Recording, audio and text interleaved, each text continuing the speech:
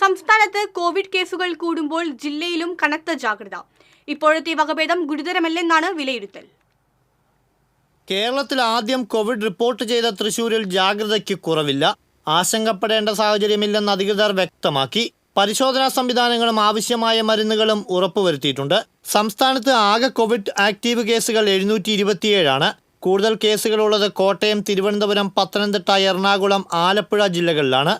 ദക്ഷിണ പൂർവേഷ്യൻ രാജ്യങ്ങളിൽ റിപ്പോർട്ട് ചെയ്ത ഒമിക്രോൺ JN വകഭേദമായ LF7 കേരളത്തിലും കണ്ടെത്തിയത്. കോവിഡ് കേസുകൾ കൂടുതലായി റിപ്പോർട്ട് ചെയ്യപ്പെട്ട സാഹചര്യത്തിൽ ആരോഗ്യവകുപ്പ് മന്ത്രി സംസ്ഥാനതല RRT യോഗം വിളിച്ചു ചേർക്കുകയും മുൻകരുതലുകൾ സ്വീകരിക്കുകയും ക്രമീകരണങ്ങൾ ഒരുക്കുകയും ചെയ്തിരുന്നു. ജില്ലകളുടെ യോഗവും വിളിച്ച് സംസ്ഥാനത്തിന്റെ പൊതുസ്ഥിതി വിലയിരുത്തിയിട്ടുണ്ട്. ജലദോഷം, തൊണ്ടവേദന, ചുമ, ശ്വാസതടസ്സം തുടങ്ങിയ രോഗലക്ഷണങ്ങൾ ഉള്ളവർ നിർബന്ധമായും മാസ്ക് ധരിക്കണം. പ്രായമായവരും ഗർഭിണികളും ഗുരുതര രോഗമുള്ളവരും പൊതുയിടങ്ങളിലും യാത്രകളിലും മാസ്ക് ധരിക്കുന്നത് അഭികാമ്യമാണ്. ആശുപത്രികളിൽ മാസ്ക് നിർബന്ധമാക്കിയിട്ടുണ്ട്.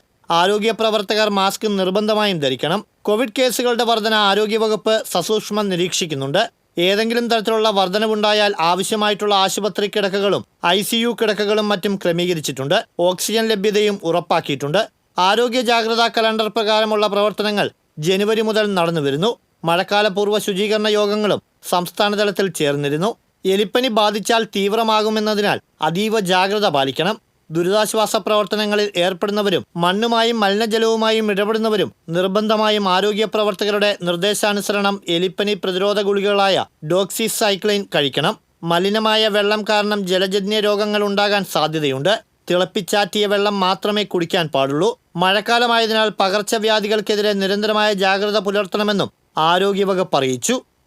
TCV തൃശൂർ.